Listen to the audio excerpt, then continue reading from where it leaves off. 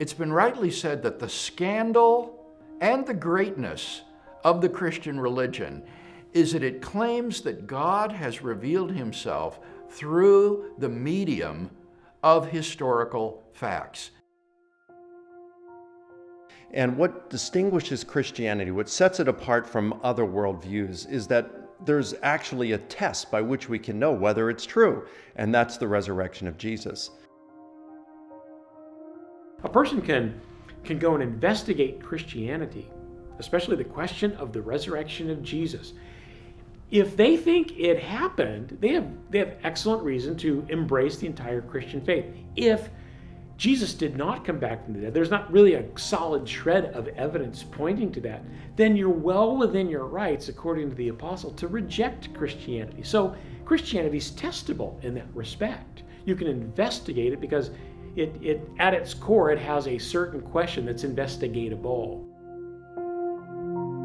When we look at a historical case for Jesus' resurrection, I think one of the best ways of going about this is to take and start off with facts that are so strongly evidenced that they have compelled even the majority of skeptical scholars who studied the subject to grant them as historical.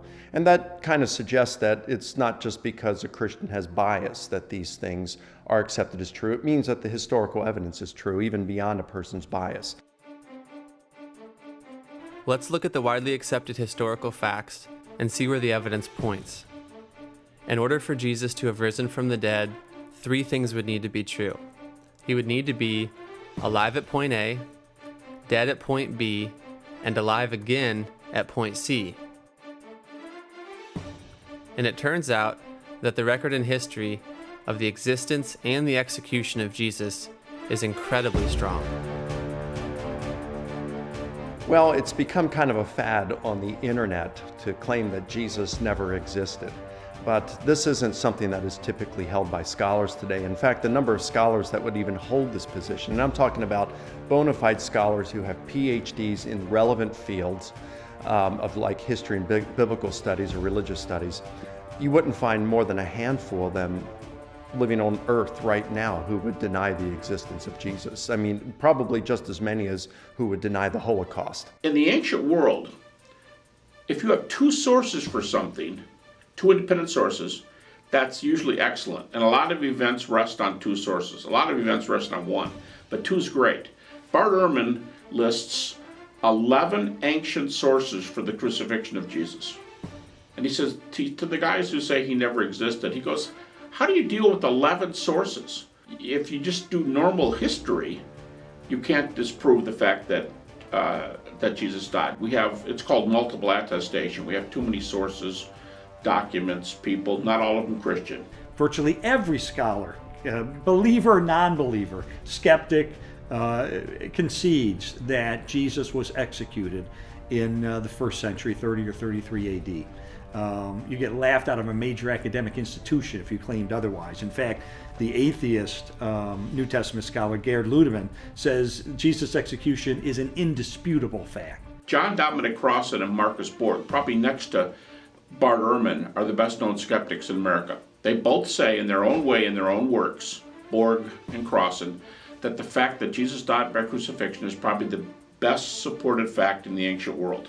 Now, why would they concede that if they're skeptics and they'd like to get a foothold and say the Christian message isn't true? Why do they say it's the best attested? Because it just is.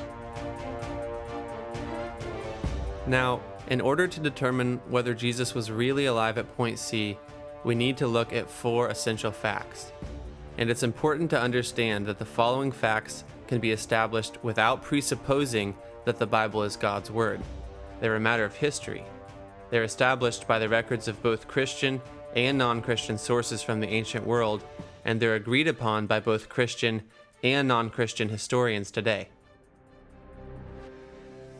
The majority of New Testament historians have come to accept as factual that his body was then interred in a tomb by a member of the Jewish Sanhedrin, whose name we actually know. His name was Joseph of Arimathea. He was the man who buried Jesus of Nazareth.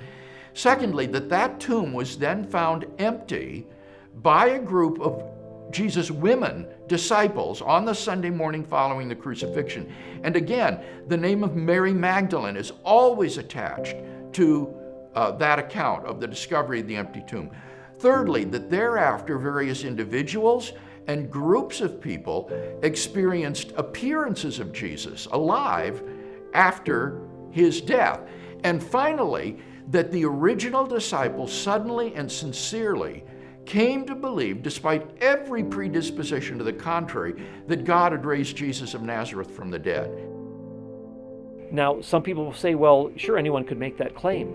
But what we're saying is that they really believed that they saw Jesus. Whether these were hallucinations or not, that's a separate question. But the historical fact is, and this wide spectrum of historians acknowledge, that the disciples really believed that they were appeared to by Jesus. So from there, we have to account for what led the disciples and Paul to believe that Jesus had been raised from the dead and had appeared to them. What were these experiences they were having? Now, of course, we can't get into a time machine and return to the past and see what they actually saw, to experience what they experienced.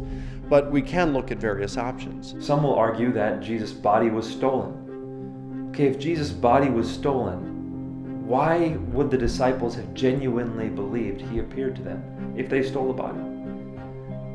Bigger question yet, why would Paul believe Jesus appeared to him if the body was just stolen? What explanation is there? How do we interpret the conversion of Paul and James? How do we interpret those four facts that the wide majority of scholars take for granted?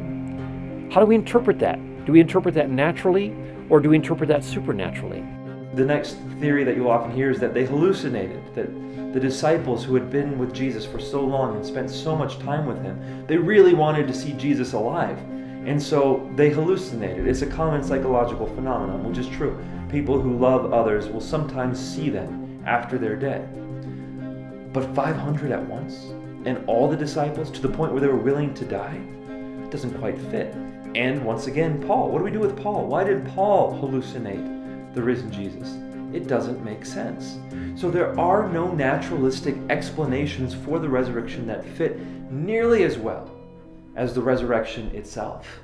There's a lot of problems with hallucinations. Probably no theory has more refutations than hallucinations. For example, the majority of scholars today believe the tomb is empty.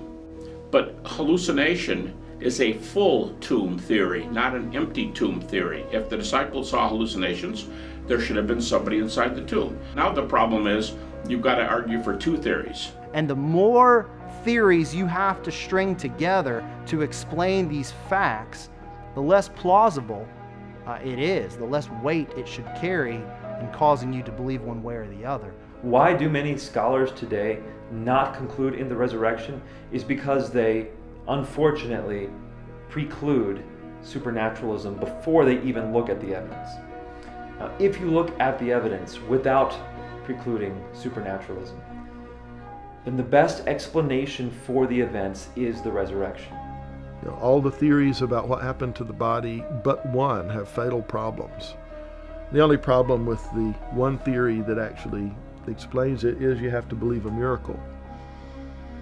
But this isn't some random dude in some miscellaneous place that we're saying rose from the dead. It's a person whose coming had been prepared for by providence and predicted by prophecy for 2,000 years. A person whose friends kept asking themselves, what manner of man is this? And being forced to answer it in theistic terms. It's the reassertion of the life of someone who had already shown himself to be sovereign over life and death. If there's ever anybody of whom we could believe that miracle happened, it is this man. It is Jesus of Nazareth.